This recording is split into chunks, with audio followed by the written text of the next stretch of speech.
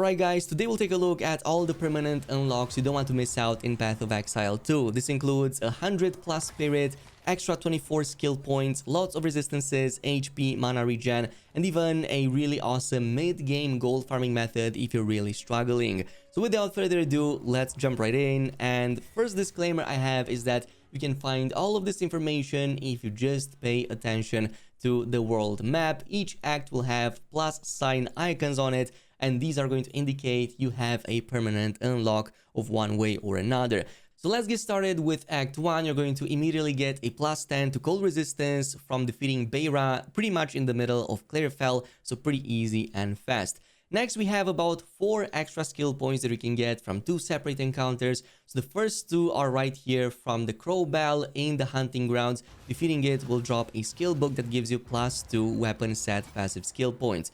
The other 2 you're going to find a bit later in Una's hut that you're going to find at Ogam Farmlands. So just scour around, grab the item inside, and then bring it back to Una at the encampment, and she's going to give you extra 2 skill points right away. Now, before proceeding, there's one more thing here, which is obviously that plus 30 to spirit we talked about from the King in the Mists. You're going to find it in Freythorn, defeat the encounter, and you have that right away. Before going on, I'm going to assume that you already know that you can unlock the workshop and obviously the salvage bench. So I'm going to skip all of these unlocks. But besides that, for your character, you have one more thing, which is going to be at the Ogam Manor. If you defeat the Living Rite, you're going to get plus 20 to maximum life, giving you a bit of extra survivability. Now, moving on in Act 2, we don't really have any spirit, but we do have a bunch of other cool stuff. So the first 2 are 2 extra skill points that you get from Kabbalah, Constrictor Queen, right here in Kath. Obviously, these maps may change for you, plus in Cruel they also change around, but it's always going to be in Kath, and she drops the skill book for you. Now, while also in Kath, defeat all of the enemies, or as much as you can until you see a Kabbalah clan relic dropping from them. This is going to be the first half that you're going to be using in the Valley of the Titans to have a selection between 2 separate buffs. But before you go over there, there's one more item you're going to want to farm, and that is going to be the second half. You're going to find it right here in the Bone Pits. If you defeat especially the hyenas, they should drop a Sun Clan relic, which is the second item. So if you head over to the Valley of the Titans later on at the main shrine over there, you can now slot both of those relics in, and now you can choose between either of these 2 buffs, either 30% increased charm charge speed or 15% increase to mana recovery from flasks. Keep in mind that you can switch between them at any time, so you're not restricted with one or the other. And another good thing about this is that that buff totally stacks with its other version from Act 2, because you can unlock this again in Act 2 Cruel, and you can pretty much get something like 60 charm charge speed if you want to stack both of the same buffs at the same time. Now, the other extra couple of skill points you're going to find right here in the Shar. You're going to have to find the final ladder, which you're going to see upon a corpse. Just scour around the area until you find that corpse, and then you can bring it back at the main encampment and get the extra 2 skill points from it. Now, there's one final thing you can get from here, and for some reason, for me, it bugged out. But in the Spires of the Shar, if you go ahead and, just scour the map, you're going to eventually find a Sisters of Garukan Shrine, which gives you plus 10 to lightning resistances. Can be very helpful for the final boss, Dreadnought, in the area. Then we have Act 3, and Act 3 already starts with 2 skill points from the Mighty Silver Fist. If you just head over to the Jungle Ruins, which is the second area, you're going to find it very close to the entrance, defeat it, and you get another book with 2 extra skill points. You can also get plus 30 extra spirit from the Bog Witch right here in the Azog Bog. She's going to be around the middle of the map, so just search around for her small fighting arena, defeat her, and now you're going to have about 60 extra spirit. Now, a very important choice you're going to have here is in regards to the Venom Drought, which you're going to find in the Venom Crypts. Should also be around the middle of the map upon a corpse. Once you find it, you can bring it back at the encampment and present it at NPC over here.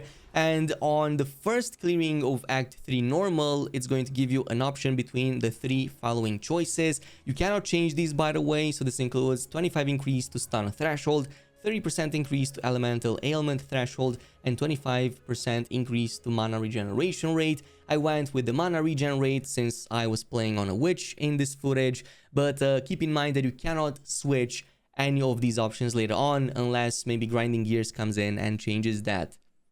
Now, you can also get an extra fire resistance right here in the Jikwani Machinarium. So you're going to find the boss called Blackjaw the Remnant. He's going to give you plus 10% to fire resistance. You will need to find a special relic to open that door that leads to the boss fight. But once you defeat it, you're going to get an item that boosts up your fire resistance by 10%.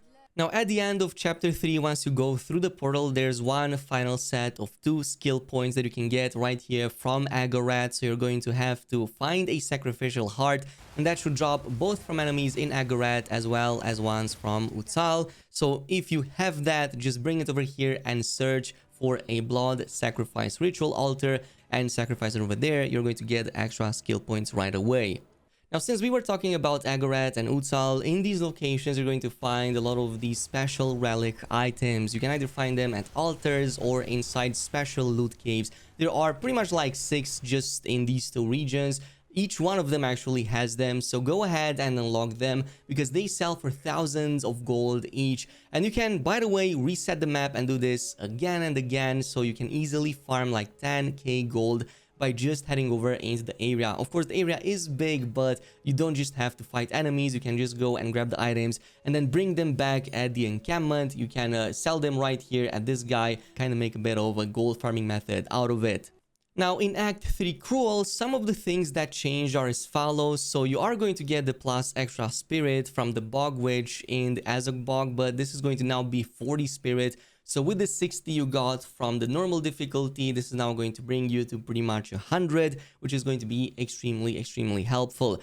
In terms of the Venom Crypt, the buffs that you get from the Venom Drought will also change. So you can either choose between 10% to Chaos Resistance, 5 to all attributes, or 15% reduced slowing potency of the buffs on you.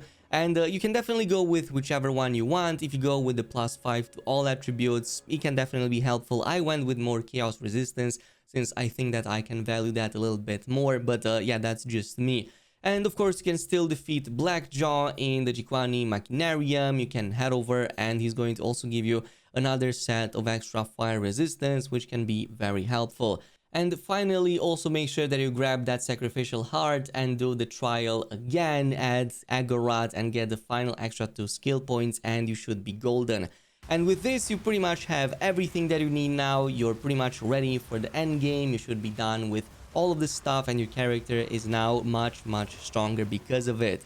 Now, one thing you might have noticed also in Act 3, this isn't a permanent unlock, but it's also a secret quest, and that is to the Cauldron Witch in the Apex of Filth. Now, in the area, you might have encountered and seen some of these mushrooms dropping from enemies, the blue, the red, as well as the green one. So if you get all of the 3 colors, you can head over right here, close to the canals region, towards like the middle part, and you're going to find the witch. So if you interact with the cauldron and put inside the mushrooms, she's going to actually give you 2 new both mana and healing flasks.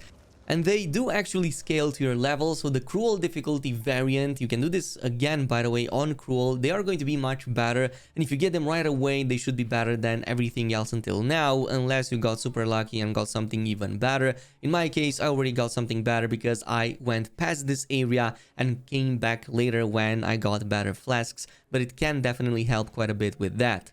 She's also a vendor, by the way, so you can definitely buy some items from her. Some of them can actually be good, but again, this is going to be RNG dependent. I would still complete this quest no matter what.